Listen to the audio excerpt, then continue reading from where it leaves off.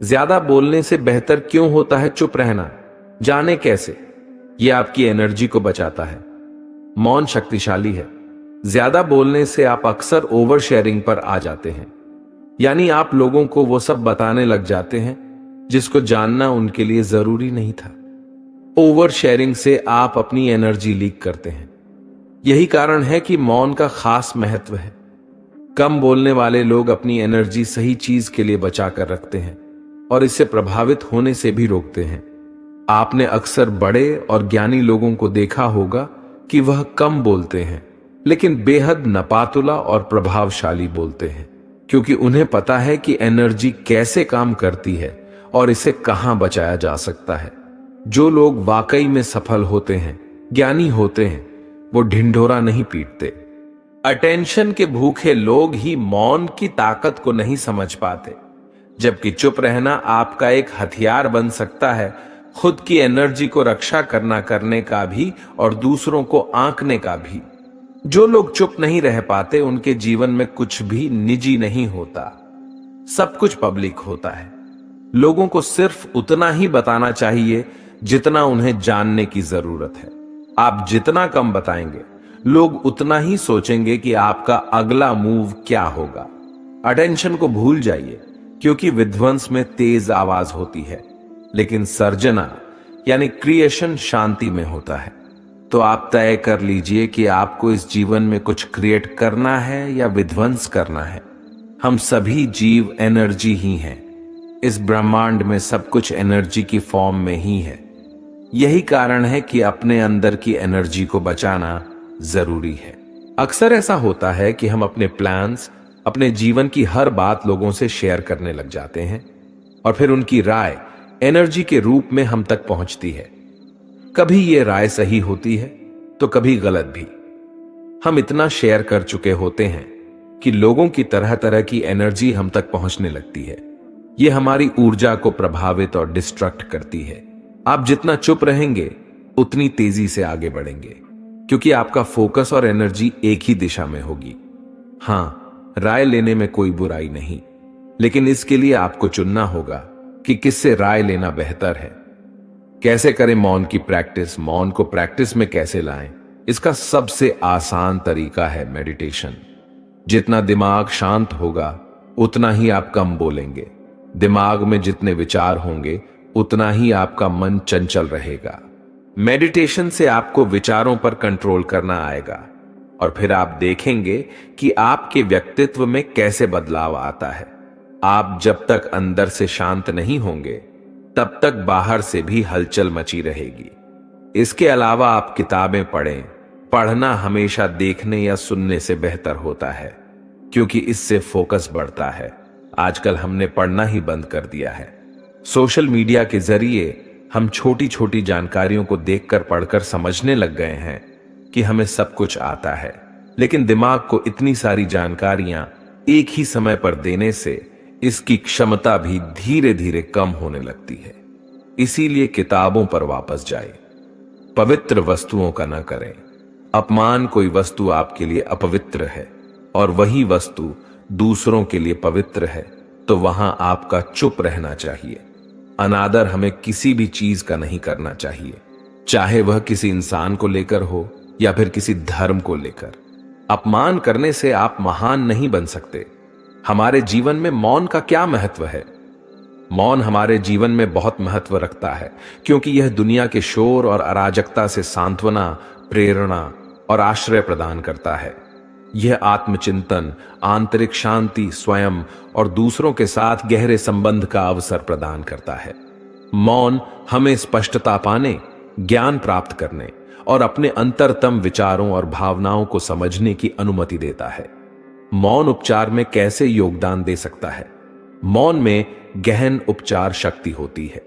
यह आत्मनिरीक्षण के लिए जगह प्रदान करता है, जिससे हमें भावनाओं को संसाधित करने, घावों से ठीक होने और आंतरिक शांति पाने की अनुमति मिलती है। मौन एक बेचैन मन को शांत कर सकता है, टूटे हुए दिल को शांत कर सकता है और भावनात्मक और मानसिक कल्याण के लिए अभयारण्य प्रदान कर सकता है। ये हमें अपनी आंतरिक आवाज सुनने और सद्भाव और संतुलन की भावना पैदा करने की अनुमति देता है। क्या मौन रहने से रिश्ते बेहतर हो सकते हैं? हाँ, रिश्तों में चुप्पी एक महत्वपूर्ण भूमिका निभाती है। यह गहराई से सुनने, समझने और सहानुभूति के लिए जगह बनाता है। मौन हमें वास्तव में दूसरों के शब्दों और भावनाओं को सुनने और उनकी सराहना करने की अनुमति देता है। यह संबंध अंतरंगता और सम्मान की भावना को बढ़ावा दे सकता है, जिससे रिश्ते पनप सकते हैं और मजबूत हो सकते हैं। शोर भरी दुनिया में कोई मौन कैसे अपना सकता है? शोर भरी दुनिया में मौन को अपनाने के लिए जानबूझकर प्रयास की आवश्यकता होती है। इसमें अराजकता के बीच स्थिरता और शांति के क्षणों को उकेरना शामिल है। यह ध्यान, माइंडफुलनेस और प्रतिबिंब के लिए शांत स्थान बनाने जैसी प्रथाओं के माध्यम से किया जा सकता है। प्रौद्योगिकी के साथ सीमाएं निर्धारित करने और प्रकृति को अपनाने से मौन और आंतरिक शांति के अवसर पैदा करने में भी मदद मिल सकती है। क्या आत्म खोज के लिए मौन महत्वपूर्ण है? बिल्कुल। मौन आत्म खोज का एक शक्तिशाली उपकरण है। यह हमें अपने भीतर गहराई से उतरने, अपने विचारों, भावनाओं और इच्छाओं का पता लगाने की अनुमति देता है। मौन की शांति में हम अंतर्दृष्टि प्राप्त कर सकते हैं, स्पष्टता पा सकते हैं और अपने वास्तविक स्वरूप को उजागर कर सकते हैं। मौन आत्मनिरीक्षण और आत्मचिंतन के लिए जगह प्रदान करता है, जो हमें आत्म खोज और व्यक्तिगत विकास की यात्रा पर ले जाता है। मैं मौन को अपने दैनिक जीवन में कैसे शामिल कर सकता हूं? मौन को अपने दैनिक जीवन में शामिल करने के कई तरीके हैं। आप प्रत्येक दिन शांत चिंतन, मनन या जर्नलिंग के लिए कुछ मिनट अलग रखकर शुरुआत कर सकते हैं। प्रौद्योगिकी से अलग होना, प्रकृति में समय बिताना और निर्दिष्ट शांत स्थान बनाना भी आपको मौन के क्षण विकसित करने में मदद कर सकता है। इन प्रथाओं को प्राथमिकता देकर और अपनाकर आप मौन की परिवर्तनकारी शक्ति को अपनी दैनिक दिनचर्या में आमंत्रित कर सकते हैं। जैसे जरूरत से ज्यादा बारिश हो जाए या फिर धूप, दोनों ही दिक्कत देती है, उसी तरह अनावश्यक बोलने से भी काफी नुकसान होता है। अगर आपको कहीं चुप रहने से आर्थिक लाभ हो रहा है तो वहां चुप रहने से कोई समस्या नहीं है। बिना तथ्य के न बोलें। अगर आपके पास कोई तथ्य नहीं है तो वहां चुप रहने में ही भलाई है। चुप बैठने से दिमाग में नई कोशिकाओं का निर्माण होता है और इससे ज्ञान की वृद्धि होती है। बोलने में भलाई वही है जहां आपको किसी चीज के बारे में पूरा ज्ञान हो, शब्दों से न पहुंचे ठेस। अगर आपके शब्द किसी को मानसिक ठेस पहुंचा रहे हैं तो वहां चुप हो जाना चाहिए। कमजोर व्यक्ति के बारे में कुछ भी बोलकर आप महान नहीं बन सकते। महान आप किसी कमजोर का साथ देने में बनेंगे। चुप चुप रहना आदर या सम्मान देने की निशानी होती है। इससे ना कोई छोटा होता है और ना ही बड़ा। अगर आपको क्रोध आ रहा है तो आप या तो वहां से किसी का अनादर किए बिना चले जाएं या फिर चुप रहें। क्रोध करने से आपके रिश्ते खराब होंगे। क्रोध करने से हमेशा क्रोध करने वाले व्यक्ति का ही बुरा होता है। अगर आपका किसी मुद्दे से कोई संबंध न हो तो वहां आपका चुप रहना बनता है। बिना किसी वजह अगर आप दूसरों के मुद्दों पर बोलेंगे तो यह आपके लिए अनिष्टकारी रहेगा। इसमें केवल और केवल आपका ही नुकसान है। शब्दों से किसी मित्र को हो हानि। अगर आपके शब्द सामने वाले के परिवार या फिर मित्र की प्रतिष्ठा के बारे में बुरी झलक दिखा रहे हैं तो वहां आपको चुप रहना चाहिए। किसी के परिवार या फिर मित्र के बारे में बुरा बोलने से केवल आप ही बुरे बनेंगे। जो चीज आसानी से खत्म की जा सकती है उसे अपने शब्दों से बड़ा ना करें। अगर आप बिना चिल्लाए कोई बात नहीं कह सकते तो वहां आपका चुप रहने में ही भलाई है। किसी पर चिल्लाने से आपके व्यवहार के बारे में पता चलता है। ज्यादा बोलने से चीजें हमेशा खराब ही हो जाती हैं। किसी के बारे में न बोलें। नीति शास्त्र के अनुसार जो अपने मुंह को बंद रखता है और बुद्धि से काम करता है वही इंसान समझदार होता है। बिना जरूरत के बोलना, किसी के बारे में बोलना, किसी के बीच में बोलना, यह गलत है। कभी कभी हमारे लिए बुद्धिमानी इसी में होती है कि हम अपना मुंह गलत जगह न खोलें और चुप रहे। कभी कभी दोस्तों के साथ जब हम मजाक करते हैं तो ध्यान रहे कि आपके शब्दों से किसी का अनादर न हो। मजाक को भी हमेशा शब्दों के मायनों में ही रखें। जहां किसी को शब्दों से चोट लगे वहां चुप हो जाएं। ज्यादा बोलने से हमेशा नुकसान होता है। किसी और की प्रतिष्ठा को न पहुंचाएं हानि। यदि आपके शब्दों से किसी और की प्रतिष्ठा को ठेस पहुंच रही है तो वहां आपको चुप हो जाना चाहिए। जब कोई व्यक्ति आपके सामने नहीं है तो आप उस व्यक्ति के बारे में बुरे शब्द किसी तीसरे व्यक्ति के सामने नहीं बोलें। अक्सर इंसान मौन की शक्ति से अनजान रहता है, जबकि यह शक्ति आपको सफलता की ओर ले जा सकती है। इस शक्ति का इस्तेमाल करके आप बाहर की ध्वनियों को अनसुना कर सकते हैं और अपने लक्ष्य की ओर बढ़ सकते हैं। कुछ लोगों के लिए चुप्पी असहज और डरावना अनुभव है, लेकिन आप अपना नजरिया बदल कर देखिए।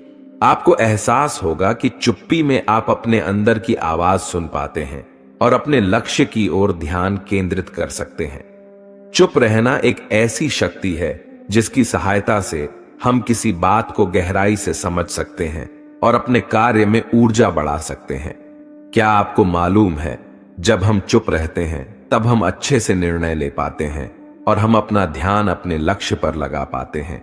आपने खुद भी महसूस किया होगा, जब कभी भी आप शांत रहते हैं तो उस समय आपको निर्णय लेने में ज्यादा दिक्कत नहीं होती होगी।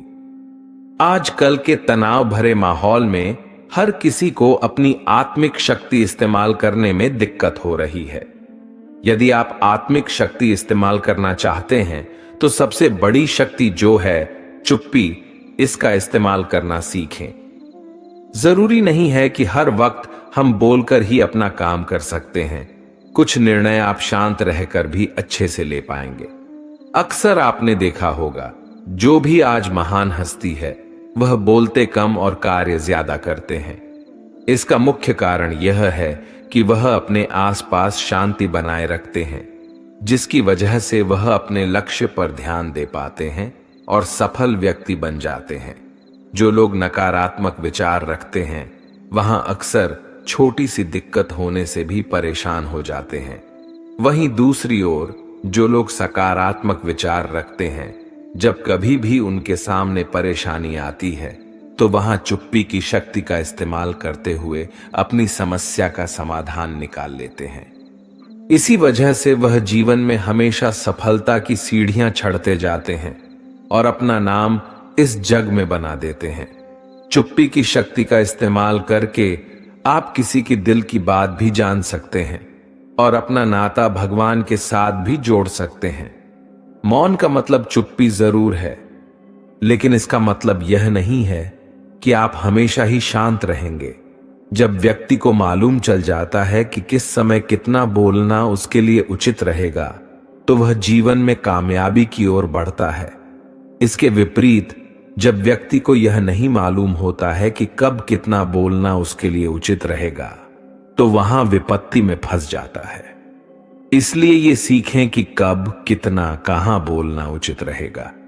आपने देखा ही होगा कि जब कोई व्यक्ति ज्यादातर मौन रहता है तो अक्सर लोग उसकी बात पर ज्यादा ध्यान देते हैं, और जो लोग हमेशा बकबक करते रहते हैं दुनिया उन्हें नजरअंदाज करती है।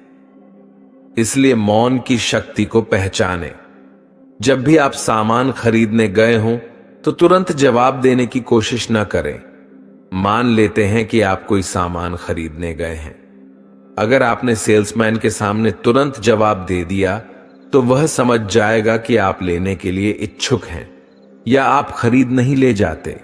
यदि आप सामान लेना चाहते हैं लेकिन मोल भाव भी करना चाहते हैं तो उस समय आप बातचीत के दौरान कुछ पल के लिए मौन हो जाएं। इससे सामने वाला व्यक्ति यह सोचने में मजबूर हो जाएगा कि आप सोच क्या रहे हैं, कहीं आप यह डील कैंसिल न कर दें। हड़बड़ाहट में वह सेल्समैन आपको कई बेनिफिट्स भी बताएगा और हो सकता है कि डील की वैल्यू भी कम कर दे। देखा दोस्तों, कुछ पल का मौन भी आपको फायदा पहुंचा सकता है। बोलें कम, सुने ज्यादा। ज्यादातर रिलेशन तब टूट जाते हैं जब कोई एक दूसरे की बात सुनता ही नहीं है। यदि आप भी ऐसे हैं तो आज से ही अपने बिहेवियर में चेंज लाएं।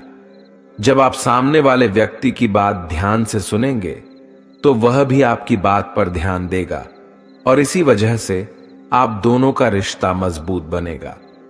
उचित उत्तर पाएं। कुछ लोगों की आदत होती है कि वह एक प्रश्न पूछने के बाद तुरंत दूसरा प्रश्न पूछ लेते हैं, जबकि एक प्रश्न पूछने के बाद कुछ समय के लिए मौन हो जाना चाहिए ताकि आप सामने वाले व्यक्ति की राय जान पाएं। आप ही राय दे देंगे तो आप सामने वाले का नजरिया कभी नहीं समझ पाएंगे। इसलिए हमेशा प्रश्न पूछने के बाद कुछ समय के लिए मौन हो जाएं और सामने वाले के विचार समझें। मौन से अपने आप को विनम्र बनाएं। जरूरी नहीं है कि हर समस्या का समाधान आप लड़ाई झगड़े के साथ ही समाप्त करें। कई बार आप मौन का सहारा लेकर भी समस्या का समाधान निकाल सकते हैं। कई बार कुछ लोगों के लिए ना बोला मुश्किल हो जाता है, इसीलिए यदि आपको ना बोलने में तकलीफ है तो सामने वाले व्यक्ति की बात सुनने के बाद कुछ समय मौन हो जाएं। मानसिक शांति प्राप्त करने के लिए आपको चुप्पी की शक्ति को पहचानना होगा। जब कभी भी इंसान मौन का अनुभव करता है तो उसके सारे विचार जो उसे तंग कर रहे होते हैं कुछ पल के लिए शांत हो जाते हैं। आप स्वयं को मौका देते हैं खुद के साथ जुड़ने का। उस समय आपको मानसिक शांति मिलती है। अच्छी आत्म प्रतिष्ठा बनाएं। चुप्पी की शक्ति जब आपको पता लग जाएगी तब आप इसका इस्तेमाल अपने दिनचर्या में करने लग जाएंगे। क्या आपको मालूम है आप पावर ऑन ऑफ साइलेंस का इस्तेमाल करके अपनी सेल्फ रिस्पेक्ट बढ़ा सकते हैं? जी हां, जब इंसान अपने अंदर की आवाज सुनता है तो उसे समझ आता है कि कौन से कार्य में उसे ज्यादा वक्त देना चाहिए। जब आप अपनी दिक्कतों को दूर करते हुए अपने लक्ष्य की ओर जाते हैं तब आपकी आत्म प्रतिष्ठा बढ़ती है। जब आप मौन रहते हैं तब आपके विचार आप खुद समझ पाते हैं, जिसकी वजह से आपकी विचार शक्ति बढ़ती है। मन शांत होने की वजह से अंदर की उत्तल पुथल इंसान खुद समझ पाता है, जिसके कारण वह अपनी सभी समस्याओं का निवारण कर पाता है और अपने विचार सही जगह ले जा पाता है। मौन की शक्ति का इस्तेमाल बड़ा इंसान बनने के लिए आप कर सकते हैं। जब इंसान को मन की शक्ति का अंदाजा लग जाता है तो वह बड़ी से बड़ी चुनौतियों का सामना कर सकता है और अपने जीवन में हर लक्ष्य को प्राप्त कर सकता है। मौन रहने से सबसे पहले तो लड़ाई झगड़े से बचेंगे। चुप रहेंगे तो बात नहीं बढ़ेगी। मान लीजिए दो लोगों की लड़ाई हो रही है और एक चुप हो जाए, बोले ही नहीं, तो क्या होगा? झगड़े से बचेंगे और हमारे संबंध अच्छे बनेंगे, बात बिगड़ेगी नहीं, हमारी रिलेशनशिप मजबूत होती है। लड़ेंगे तो संबंध हमेशा के लिए खराब ही हो जाएंगे। हमारी सेहत के लिए भी चुप रहना बहुत अच्छा है। एक रिसर्च से भी बात सामने आई है कि चुप रहकर हमारा दिमाग कई गुना बेहतर काम करता है और बोलने से हमारी एनर्जी कितनी वेस्ट होती है और हमारा ब्लड प्रेशर भी बढ़ जाता है, धड़कन तेज हो जाती है। हम इन सब से बचेंगे। उसी के साथ साथ हमारी सुनने की आदत इंप्रूव होगी। हम जब बोलते हैं तो बोलते ही रहते हैं, जबकि हमारी कम्युनिकेशन स्किल में जरूरी होता है सुनना बहुत जरूरी होता है। तो हम सुनेंगे भी तो दूसरे पर अच्छा असर होगा कि देखो ये मेरी बात बहुत ध्यान से सुनता है, लोग हमें पसंद करेंगे, हम अपने लक्ष्य को पा सकते हैं, अपने सपने तक भी पहुंच सकते हैं।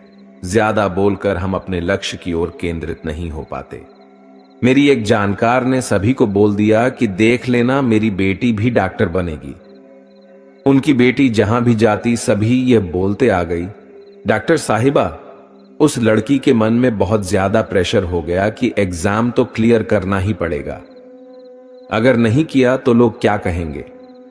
अब उसके मन में तनाव ज्यादा था और वह चाहकर भी कंसंट्रेट नहीं कर पाई और वह एग्जाम क्लियर नहीं कर पाई और वहीं उसकी कजिन पास हो गई।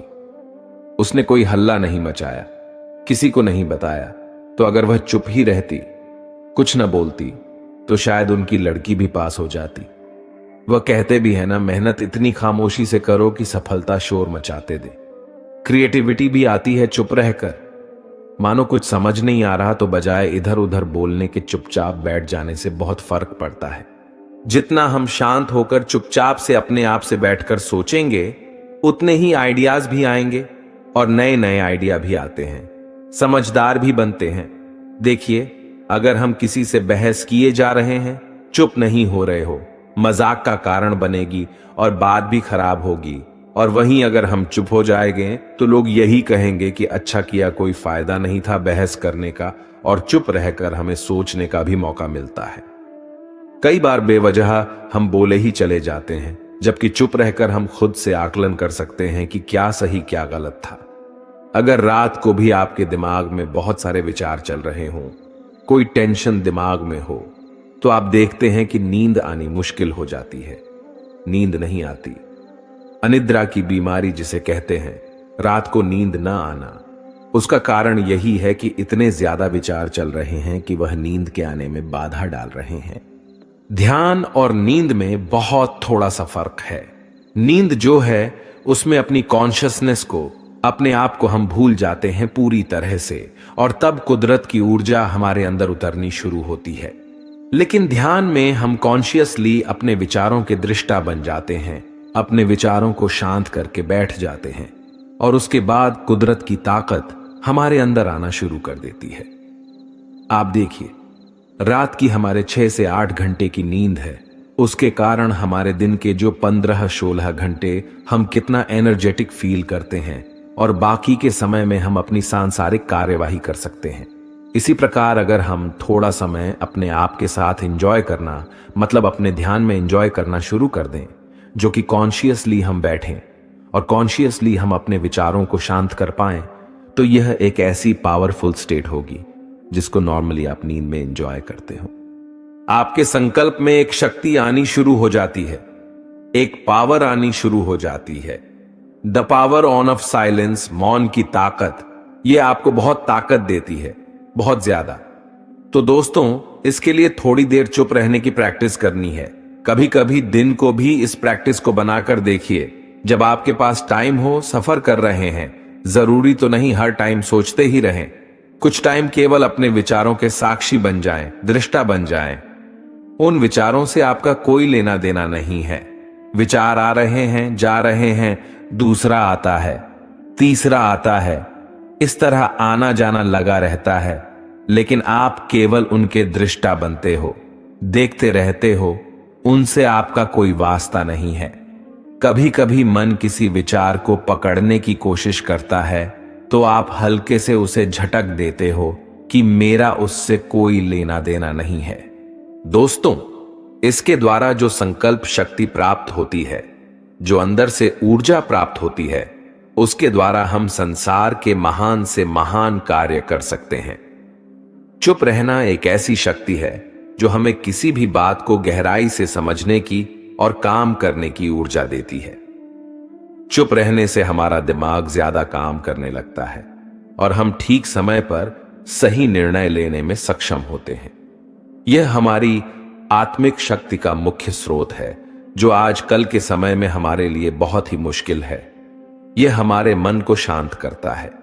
शांत रहने से हम अंदर से, यानी दिल से सच्ची खुशी का महसूस करते हैं, जिसका अंदाजा हम खुद भी नहीं लगा सकते।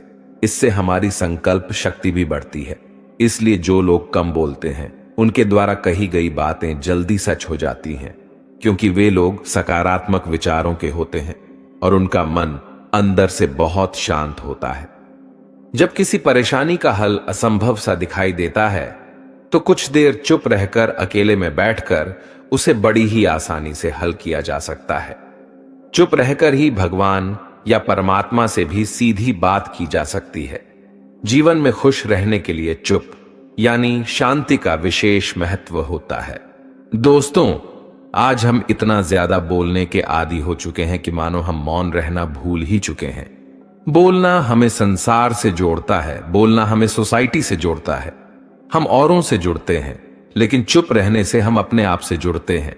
हम इस आपाधापी में इतना खो चुके हैं कि हम खुद को भूल चुके हैं, और खुद को भूल जाने की वजह से ही बहुत सारी मेंटल और फिजिकल बीमारियों ने हमें घेर लिया है।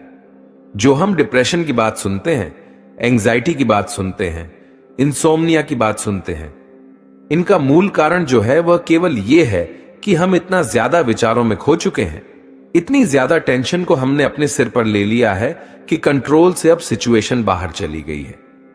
तो अपने आप से एंजॉय करना सीखना है। क्या आप खुद अपनी कंपनी एंजॉय करते हैं?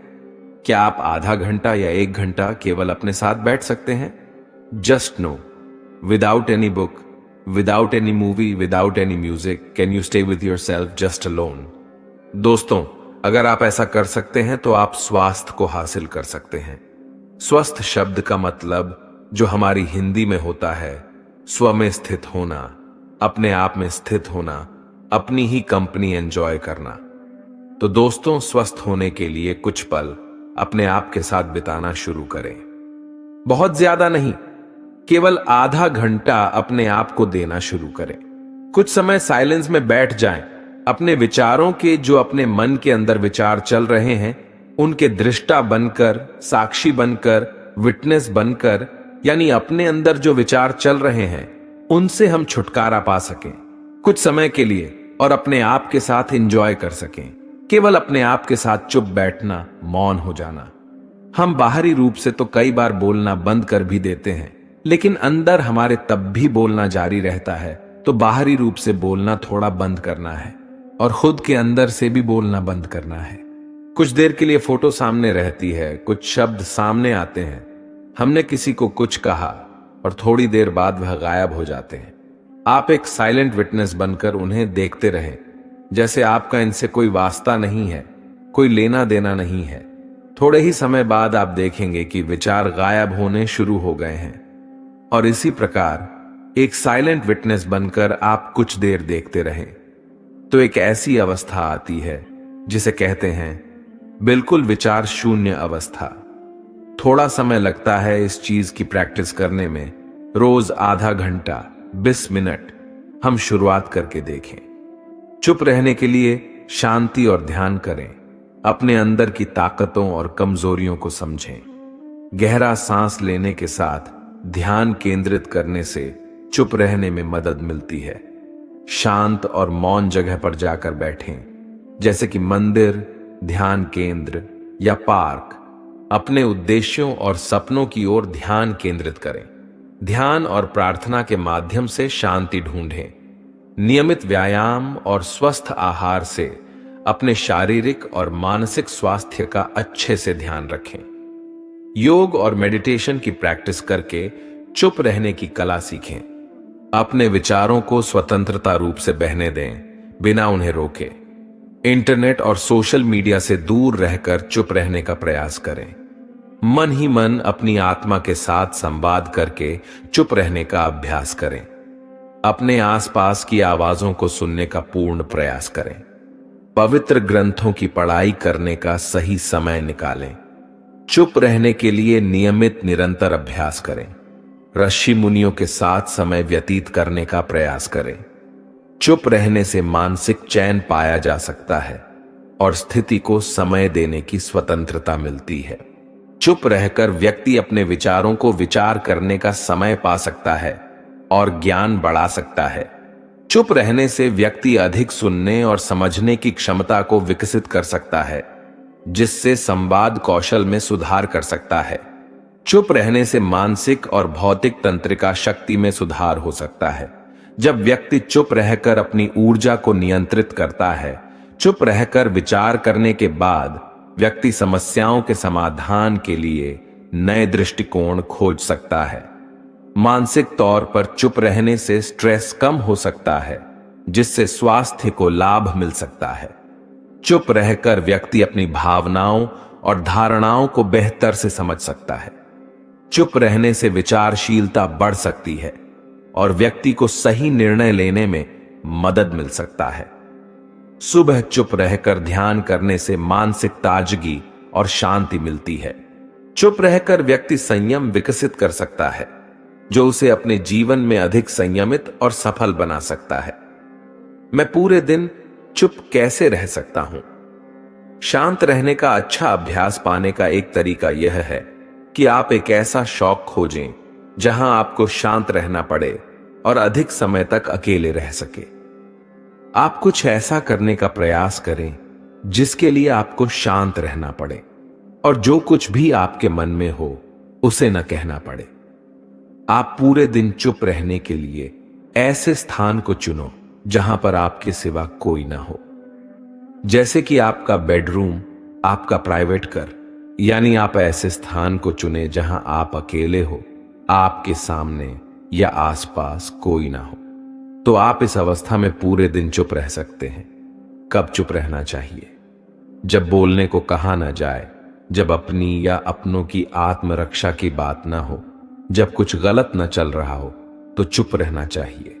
जब आपको लगने लगे कि सामने वाला इंसान अभी बहुत गुस्से में है और आपकी किसी भी बात को सुनने की स्थिति में नहीं है, तब आपका चुप रहना ही सही है। बहुत चुप रहना क्यों ठीक नहीं है? हमारा अधिक समय तक चुप रहना जाने अनजाने में उस व्यक्ति का समर्थन बन जाता है और वह अपने आप को और अधिक शक्तिशाली अनुभव करने लगता है, जो आगे चलकर बड़े टकराव का कारण बन जाता है। चुप रहने के क्या परिणाम होते हैं? कुछ परिस्थितियों में चुप रहने से आपके मामले पर नकारात्मक प्रभाव पड़ सकता है। यह वह जगह है जहां आपकी चुप्पी अदालत को प्रतिकूल निष्कर्ष निकालने के लिए प्रेरित कर सकती है। मौन व्रत का भारतीय संस्कृति में बहुत महत्व है। शांत रहना आपके दिल के लिए बहुत फायदेमंद होता है। यदि आपको अपनी भावनाओं पर नियंत्रण नहीं है, जैसे आपको जल्दी गुस्सा आ जाता है या आप किसी छोटी सी बात पर रो देते हैं, तो आपका अपनी भावनाओं पर बिल्कुल नियंत्रण नहीं है। ऐसे में आपको अपनी भावनाओं को मजबूत करने के लिए मौन व्रत एक अच्छा विकल्प है। मौन रहने से आप अपने आप को समझ पाते हैं, जिससे आपको अपनी भावनाओं पर नियंत्रण करने की समझ मिलती है। ध्यान लगाने का फायदा सबसे ज्यादा विद्यार्थी वर्ग को मिलता है। आपने अक्सर देखा होगा, विद्यार्थी मन ही मन पढ़ते हैं बिना कोई आवाज निकाले, क्योंकि इससे एकाग्रता बनी रहती है। मौन व्रत एकाग्रता बढ़ाने में बहुत मददगार साबित होता है। मौन रहने से दिल और दिमाग शांत रहते हैं, जिससे आप अपने लक्ष्य के ऊपर बेहतर तरीके से फोकस कर सकते हैं। मौन व्रत तनाव दूर करने में मददगार साबित होता है। मौन व्रत रखने वाला व्यक्ति कभी तनाव में नहीं रहता। इससे दिमाग शांत रहता है। मेंटल डिसऑर्डर के मरीजों को डॉक्टर्स अक्सर मेडिटेशन करने की सलाह देते हैं। हिंदू पुराणों में भी मौन व्रत का काफी उल्लेख किया गया है। किस तरह मौन रहकर बड़े बड़े काम सिद्ध किए जाते थे। यदि आप भी आज की भागती दौड़ती जिंदगी में तनाव मुक्त रहना चाहते हैं, तो आज से ही मौन रहने की आदत डालें। एक मकड़ी अपना जाला बनाने उपयुक्त स्थान की तलाश में थी। वह चाहती थी कि उसका जाला ऐसे स्थान पर हो जहां ढेर सारे कीड़े मकोड़े और मक्खियां आकर फंसे। इस तरह वह मजे से खाते पीते और आराम करते अपना जीवन बिताना चाहती थी। उसे एक घर के कमरे का कोना पसंद आ गया और वह वहां जाला बनाने की तैयारी करने लगी। उसने जाला बुनना शुरू ही किया था कि वहां से गुजर रही एक बिल्ली उसे देख जोर जोर से हंसने लगी। मकड़ी ने जब बिल्ली से उसके हंसने का कारण पूछा, तो बिल्ली बोली, मैं तुम्हारी बेवकूफी पर हंस रही हूं। तुम्हें दिखाई नहीं पड़ता कि यह स्थान कितना साफ सुथरा है?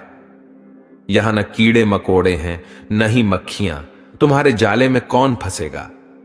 बिल्ली की बात सुनकर मकड़ी ने कमरे के उस कोने में जाला बनाने का विचार त्याग दिया और दूसरे स्थान की तलाश करने लगी।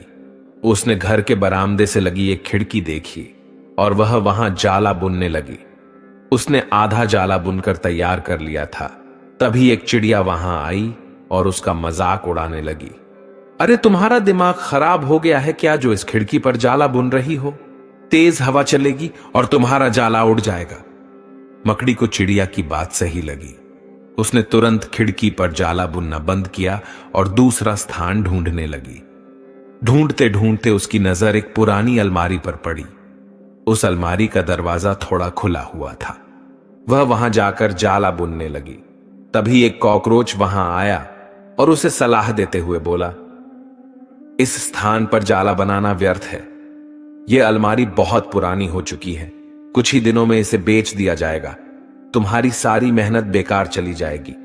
मकड़ी ने कॉकरोच की समझाइश मान ली और अलमारी में जाला बनाना बंद कर दूसरे स्थान की खोज करने लगी। लेकिन इन सब के बीच पूरा दिन निकल चुका था। वह थक गई थी और भूख प्यास से उसका हाल बेहाल हो चुका था। अब उसमें इतनी हिम्मत नहीं रह गई थी कि वह जाला बना सके। थक हार कर वह एक स्थान पर बैठ गई।